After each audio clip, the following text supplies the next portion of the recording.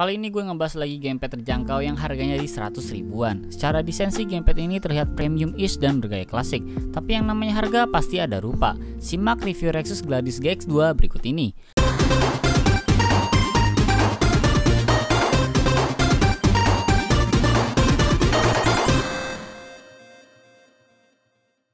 Proses unboxingnya agak ribet dan simple banget. Secara tampilan visual, box putih ini ngeliatin gamepadnya karena bagian depannya ini transparan. Kalau di belakang box cenderung ngasih informasi list spesifikasi teknis gamepad. Buat isinya kita bakal dapetin gamepad Gladius GX2, CD, buku manual, dan kartu garansi. Gue emang gak terlalu ekspektasi banyak untuk gamepad ini. Materialnya dari plastik dan kerasa kobong banget di dalamnya. Tapi justru hal itu yang bikin gamepad ini termasuk ringan secara bobot di 190 gram. Jadi buat jangka waktu lama buat ngegame pas ngangkat gamepadnya itu gak bikin tangan cepet pegel. Desain handle grip gamepad rasa ergonomi karena pas di ngegaman gue. Telapak tangan bisa bersandar penuh ke grip gamepad dengan tidak menghiraukan presisi jari untuk menekan tombol. Permukaan bodi gamepad yang halus berwarna putih doff ini sayangnya agak mudah tercap kotoran tapi gak begitu bikin licin. Sebenarnya ada dua varian warna untuk gamepad ini, yaitu warna hitam dan putih. Khusus warna putih secara harga lebih mahal daripada warna hitam kalau gue lihat di official Tokopedia Rexus. Warna putihnya ini punya campuran warna merah yang ada di beberapa tombol. Secara layout, Gladius GX2 pakai layout joysticknya Xbox karena D-padnya itu sejajar dengan analog stick kanan. Kalau ditotalin ada sekitar 18 tombol di gamepad ini. Analog sticknya yang gue rasain itu enteng banget diputer, cuma kalau mentok di sisi pinggir ya itu agak berbunyi. Terus buat ditahan lama-lama jarinya itu bikin agak pegel karena permukaan joysticknya agak begitu empuk. Tapi pas gue main Rainbow Six Siege, analog sticknya emang bisa nyesuaiin akurasi dan presisi pas gue pengen ngeker. Dan pas mau nembak pakai R2, ada fitur vibration di gamepad ini yang bikin getar setiap nembak. Nah kalau D-padnya ini glossy di permukaannya dan bakal gampang banget licin kalau tangan berminyak atau berkeringat. Jadi usahain banget tangan kalian bersih dan kering sebelum pakai gamepad ini.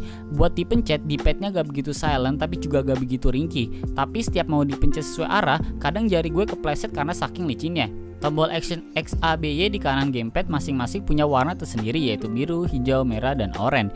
Keempat tombol juga licin di permukaannya dan glossy. Cuma kalau buat dipencet sih enteng jadi gak begitu bikin jari gampang pegel. Tapi secara suara masih audible.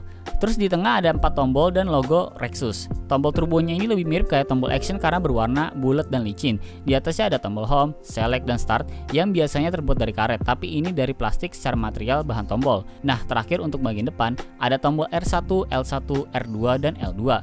Tombol R1 dan R1 sedikit beda sama kebanyakan gamepad karena ukurannya lebih panjang.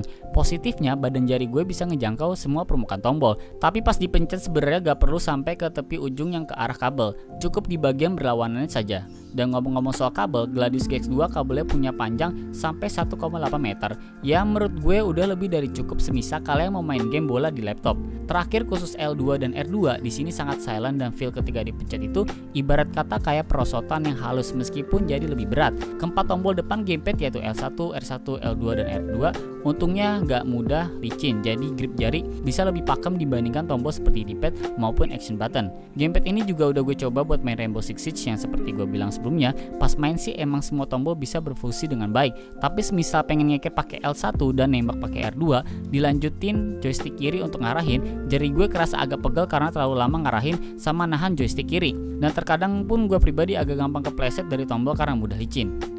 Kesimpulan singkat untuk review Gladius GX2 ini, kualitas body gamepad Rexus Gladius GX2 yang terbilang standar menjadikan gamepad ini lebih cocok buat main game casual yang gak butuh intensitas tinggi buat mencet tombol. Desain ergonomi bikin grip nyaman dan bobot enteng bikin tangan gak gampang pegel. Paling yang jadi kekurangannya itu mayoritas tombol gamepad yang gampang licin dan bodi warna putih yang kemungkinan besar gampang kotor. Rexus Gladius GX2 bisa kalian beli dengan harga Rp165.000 yang link pembeliannya ada di bawah. Sekian, mohon maaf jika ada salah kata, tetap jaga kesehatan dan sampai jumpa lagi di video berikutnya.